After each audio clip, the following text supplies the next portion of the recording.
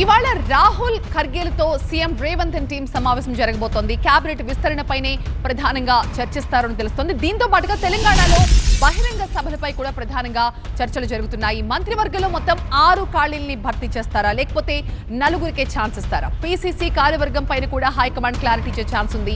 త్వరలో తెలంగాణలో రాహుల్ గాంధీ టూర్ ఉండబోతున్నట్టుగా సమాచారం.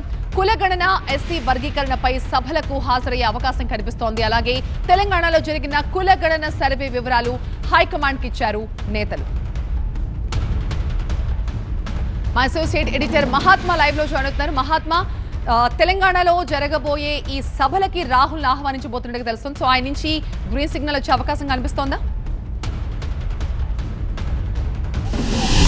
ఖచ్చితంగా కాంగ్రెస్ పార్టీ చేపట్టిన నిర్ణయాల్లో ఈ ఏడాది కాలంలో చేపట్టిన వాటిలో ఈ కులగణన సర్వేను ఒక ఘనతగా చెప్పుకుంటున్నారు. ఇది ఒక చారిత్రాత్మకమైనది. దేశవ్యాప్తంగా కులగణన జరపాలన్న డిమాండ్ ఉన్నప్పటికీ కేంద్ర ప్రభుత్వం జరపడం లేదు. కానీ తాము అధికారంలో ఉన్న కర్ణాటకలోనూ జరిపాము, ఇప్పుడు తెలంగాణలో కూడా నిర్వహించాము అన్నది బలంగా చాటి చెప్పడం కోసం, తద్వారా కొన్ని వర్గాల ఓట్లను ఓటు బ్యాంకుగా మార్చుకోవడం కోసం చేసే ప్రయత్నాల్లో భాగంగా ఈ కులగణన సర్వేను ఒక చారిత్రాత్మకమని చెప్పుకుంటుంది. దాంతోపాటు ఎస్సీ వర్గీకరణ నిర్ణయాన్ని కూడా తీసుకుంది. సుప్రీంకోర్టు తీర్పు ఇచ్చిన నేపథ్యంలో ఈ 2 నిర్ణయాలను ప్రజల్లోకి బలంగా తీసుకెళ్లడం కోసం భారీ బహిరంగ సభల్ని నిర్వహించాలని చెప్పి కూడా కాంగ్రెస్ పార్టీ రాష్ట్ర నాయకత్వం భావించింది. అందులో సూర్యాపేటలో కులగణనకు సంబంధించిన ఒక భారీ బహిరంగ సభను పెట్టాలని, అలాగే ఎస్సీ వర్గీకరణకు సంబంధించి గజ్వేల్ లేదా నర్సాపూర్ ఈ 2 ప్రాంతాల్లో ఏదైనా ఒక చోట దానికి సంబంధించిన ఒక భారీ బహిరంగ సభ నిర్వహించాలని చెప్పి ప్లాన్ చేస్తోంది.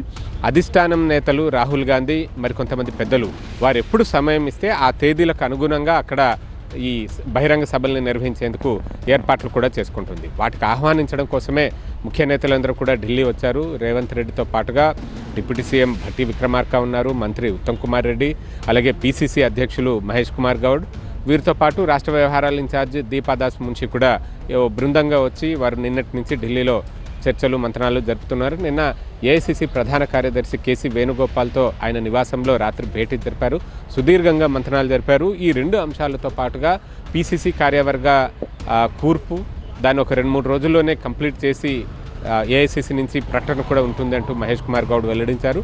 అలాగే లాంగ్ పెండింగ్ ఏడాది కాలంగా 6 క్యాబినెట్ బెర్తులు ఖాళీగానే ఉన్నాయి.